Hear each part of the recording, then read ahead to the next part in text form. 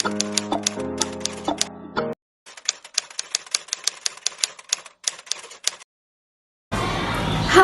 saya Dewi.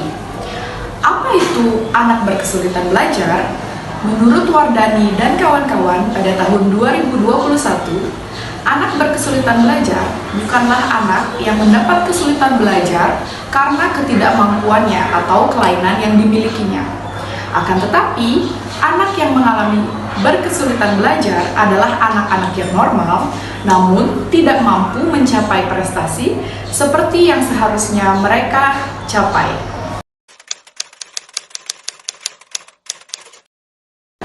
Nah, apa saja sih ciri-ciri dari anak berkesulitan belajar?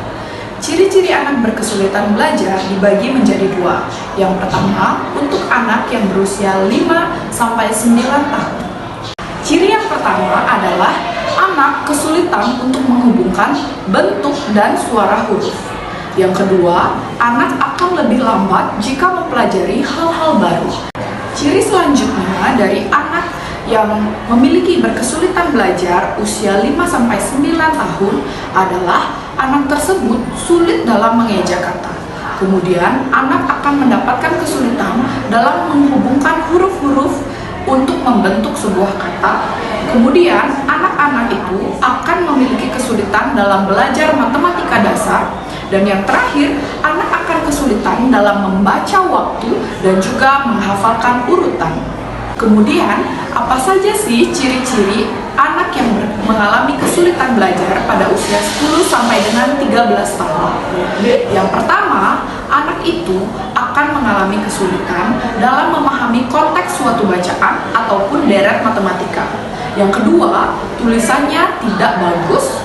Dan yang ketiga, anak tersebut tidak mau membaca dengan lantang. Jadi anak tersebut juga tidak suka membaca dan menulis. Dan yang terakhir, ia akan menolak untuk menjawab pertanyaan terbuka. Ciri selanjutnya adalah anak akan mengalami kesulitan dalam diskusi kelas. Kemudian, anak juga tidak akan konsisten dalam mengeja sebuah kata. Dan yang terakhir, anak tidak memiliki organisasi yang baik dalam dirinya. Ciri-ciri tersebut bisa dilihat dari kamarnya yang berantakan dan tidak mengerjakan PR atau pekerjaan rumah sesuai dengan instruksi dari guru.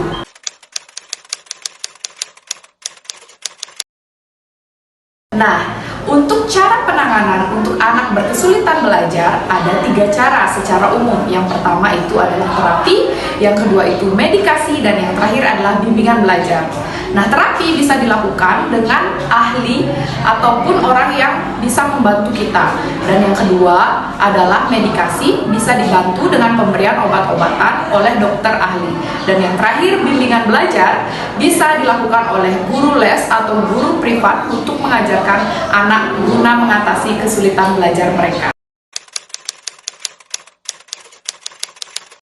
Dalam konteks pembelajaran di sekolah, apa sih yang bisa dilakukan guru untuk mengatasi atau untuk membantu anak yang mengalami kesulitan dalam belajar? Yang pertama, kita harus selalu menghubungkan prior knowledge mereka. Yang kedua, kita harus selalu mengadakan evaluasi setiap kali setelah kita selesai mengajar mereka. Nah, yang ketiga, hindari memberikan tugas yang terlalu panjang karena itu akan membuat mereka semakin mengalami kesulitan dalam belajar. Selanjutnya, guru bisa mengadakan pendekatan personal dan metode resiprokal. Kemudian, guru juga bisa mengajarkan anak untuk membuat catatan, mengajak siswa untuk aktif berpartisipasi dalam kelas, dan juga mengajak siswa membentuk kelompok belajar.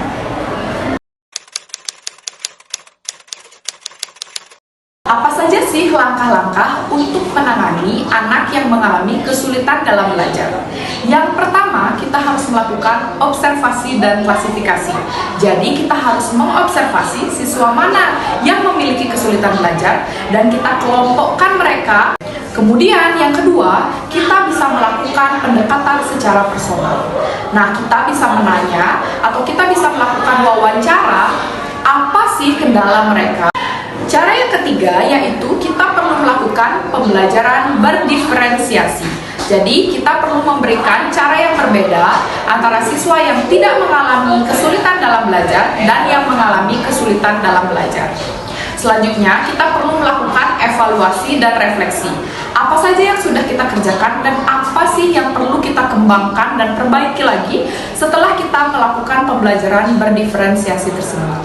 Dan yang terakhir, kita perlu melakukan konsultasi dan berbagi. Jadi di sana kita harus membangun hubungan yang positif terhadap anak itu sendiri serta bila perlu orang tuanya agar kita bisa mendiskusikan solusi yang terbaik untuk anak mereka.